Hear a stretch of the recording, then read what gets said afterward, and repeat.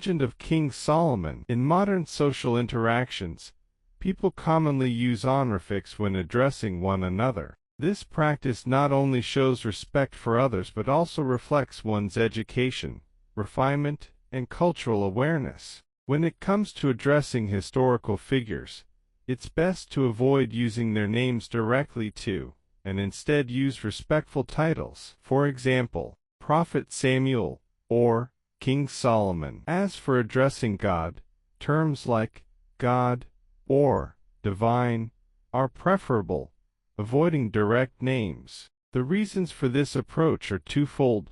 1. It avoids any potential offense. 2. Different translations exist for the same deity, such as Yahweh or Jehovah. Using a title with an article or suffix helps clarify the reference, like Lord Jehovah or God Jehovah. King Solomon, the legendary king of ancient Israel, was a literary and cultured young man known for his eloquence and attention to detail. Therefore, addressing him requires careful consideration to avoid upsetting his celestial spirit. In Israel's history, there were 3 kings: King Saul, King David, and King Solomon. They each ruled for approximately 40 years. While the first 2 kings were directly chosen by God through the anointing of the prophet Samuel, King Solomon's case was exceptional.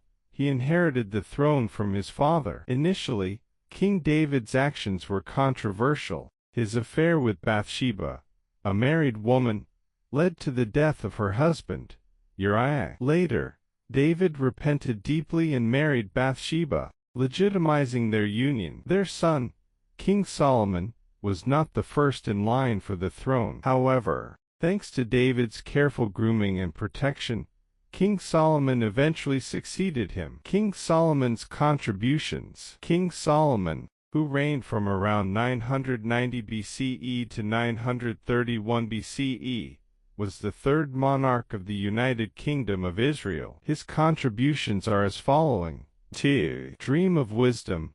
King Solomon famously prayed to God for wisdom to govern wisely. Instead of asking for wealth or health, he sought the ability to rule, judge, and discern. God was pleased with this selfless request and granted him unparalleled wisdom, along with glory, wealth, and virtue. 3. Proverbs and Songs.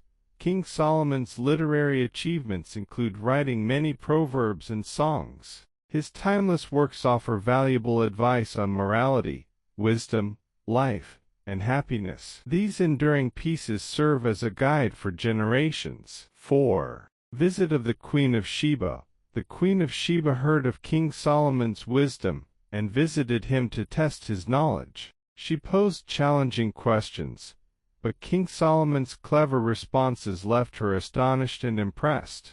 One of the most iconic stories about King Solomon's wisdom is the judgment involving 2 women claiming to be the mother of the same child. The lower-level officials had limited abilities and were unable to resolve the case, so they reported it to King Solomon step by step.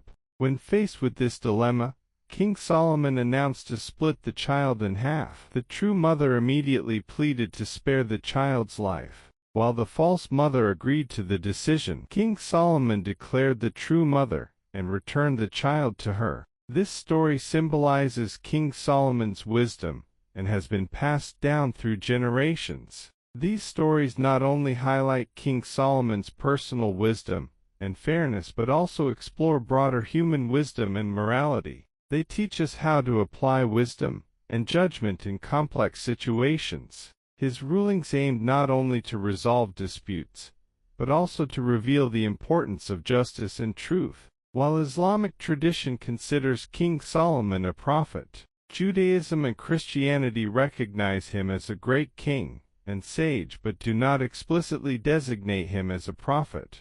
Different religious perspectives shape our understanding of King Solomon's role, but his wisdom and legendary tales leave a profound impact across cultures and faiths. Apart from wisdom and grand architectural projects, King Solomon made other significant contributions. 1. Construction of the first temple. King Solomon's temple in Jerusalem became the spiritual and religious center of Judaism, where God made a covenant with his people. It attracted worshippers from far and wide. 2. Good governance and prosperity. During King Solomon's reign, the United Kingdom of Israel reached its peak of prosperity. His just laws promoted economic, cultural, and social development, ensuring long-lasting peace. 3. International relations. King Solomon established friendly relations with other nations, fostering trade and diplomacy. His wisdom elevated Israel's reputation on the international stage. 4. Patron of culture and arts. King Solomon encouraged literature, music, architecture, and art. His wisdom and wealth made Israel one of the wealthiest and most prosperous nations of its time. During King Solomon's rule, he undertook several military actions to safeguard the nation's interests and stability. Here are some notable aspects. 1. Quelling rebellions. King Solomon successfully suppressed internal rebellions during his reign, maintaining the unity of the kingdom. 2. Foreign relations. King Solomon established friendly relations with neighboring countries such as Egypt and Tyre. His marriage alliance with an Egyptian princess strengthened the bond between the two nations. 3. Military infrastructure. King Solomon strengthened Israel's military forces and established robust defenses, including fortifications across the country. The Ark of the Covenant. The Ark of the Covenant, also known as the Ark of the Testimony, was a sacred object in ancient Israel. It symbolized the covenant between God and the Israelites. In the past, King David planned to move the Ark of the Covenant from Abinadab's house in Bala, Judah. However, due to the priest's failure to follow God's instructions during the transportation by bullock cart, the oxen stumbled, and Uzzah reached out to steady the Ark of the Covenant. As a result, God struck Uzzah dead. The Ark of the Covenant was then placed in Obed-Edom's house for 3 months. Later, David led a procession to bring the Ark of the Covenant to Jerusalem. Subsequently, King Solomon gathered Israel's elders, tribal leaders, and chiefs to Jerusalem for the dedication ceremony of the Ark of the Covenant in the newly built temple. This event marked the end of the tabernacle era and the beginning of the temple era. As the priests placed the Ark of the Covenant in the temple, a cloud filled the house of the Lord, and the priests could not stand to minister due to the glory of the Lord's presence. Although the Ark of the Covenant is lost to history, it remains one of the greatest mysteries in biblical archaeology. For believers, the Ark of the Covenant contained the 10 Commandments written by God's own hand, representing the ultimate connection between God and humanity. While we cannot definitively determine its whereabouts, its story continues to evoke curiosity and awe. Regarding the Ark of the Covenant's disappearance. 1. Miraculous preservation. Some believe that God temporarily sealed the Ark of the Covenant, and it will reappear in the end times. 2. Natural decay. Considering the Ark of the Covenant's material, acacia tree plank can last only few dozen years in a nature cave. It likely deteriorated over time. A simple online search using artificial intelligence could confirm this. Many people throughout history have persistently searched for the Ark of the Covenant's location. Numerous articles and videos discuss this topic. However, considering the Ark of the Covenant's unique properties, 1. Only the high priest could approach the Ark of the Covenant once a year, a role that no longer exists in modern Judaism. 2. Levite priests were the only ones allowed to carry the Ark of the Covenant. However, true Levites no longer exist. 3. Others could only view the Ark of the Covenant from a distance of up to 89 meters, covered by a veil. Such a distance would not reveal much. Considering these factors, the obsession with finding the Ark of the Covenant seems impractical. 1. If no miracles occurred, the claim of rediscovering the Ark of the Covenant is invalid due to its likely decay. 2. If miracles did occur, religious authorities must verify and announce the discovery. No other group, country, media, or individual has the authority to declare it. 3. Evidence of the true Ark of the Covenant would involve fatal consequences for those who improperly touched it. Therefore, anyone claiming to find the true Ark of the Covenant either spreads false information or faces divine wrath.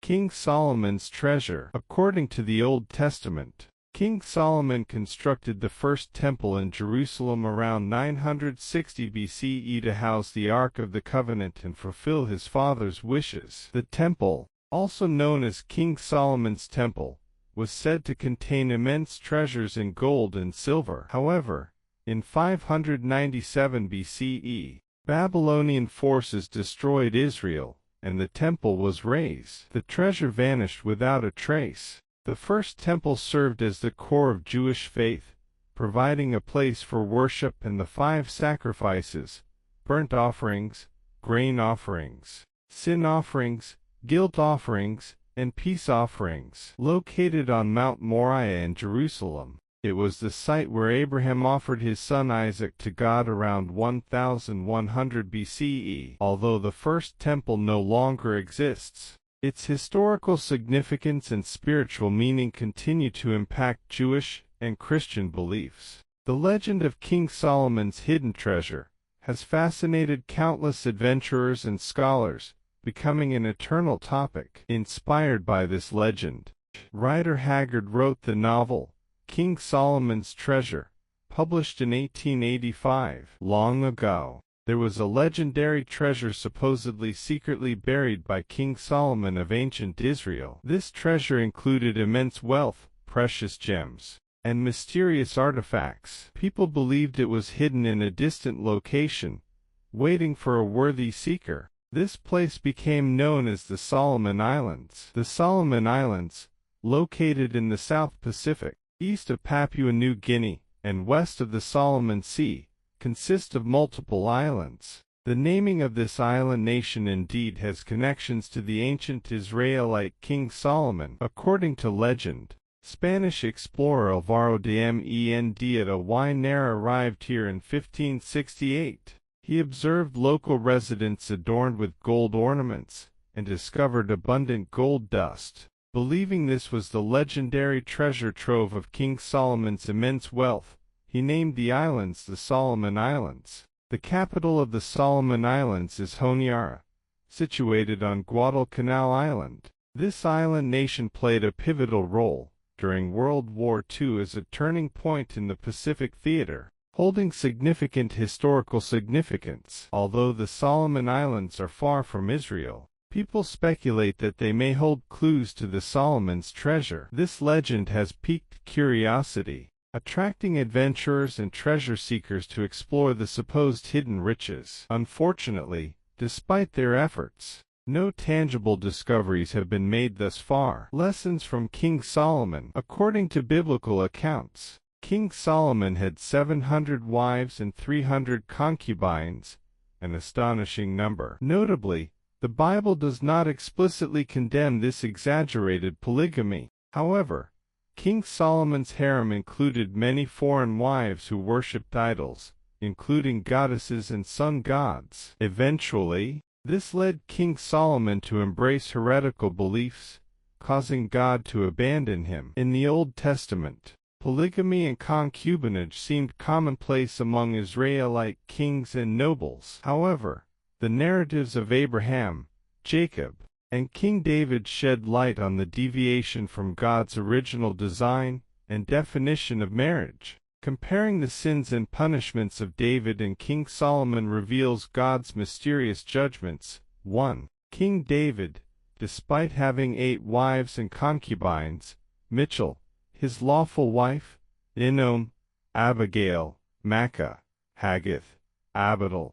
Eglah, and Bathsheba, King David's affair with Bathsheba stands out. God punished him by allowing their illegitimate child to die. King David repented, acknowledged his wrongdoing, and received God's mercy, eventually leading to the birth of his beloved son, Solomon. 2. King Solomon. While political marriages were understandable, King Solomon's romantic entanglements went beyond politics. In that era, Religion and politics were intertwined. King Solomon's worship of foreign gods disrupted the nation, despite his numerous wives. Punishment was not personal but affected the entire Israelite nation. The kingdom split into Israel, north, and Judah, south. The core lesson here is that after sin, God's retribution is inevitable. 1. Immediate punishment. These show God's willingness to teach and correct. 2. Delayed punishment. God's silence indicates irreversible abandonment and severely magnified punishment.